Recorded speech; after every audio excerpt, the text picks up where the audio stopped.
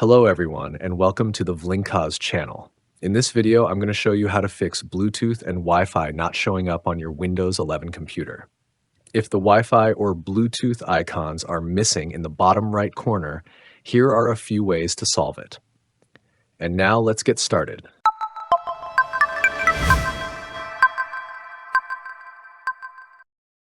First, open the Start menu and go to Settings, then Network and Internet.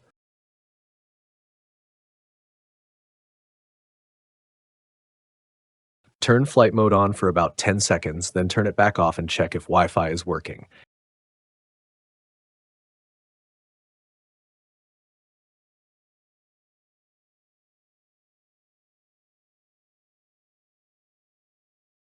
If that doesn't help, go to Advanced Network Settings, click Network Reset, then Reset Now, then Yes.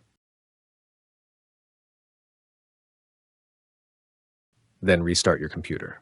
If it's still not working, try power cycling your device. Unplug the power cable, hold down the power button for 30 seconds until the screen goes black, then release and turn your laptop back on. After this, both Bluetooth and Wi-Fi should appear and work correctly. I hope this quick tutorial helps you.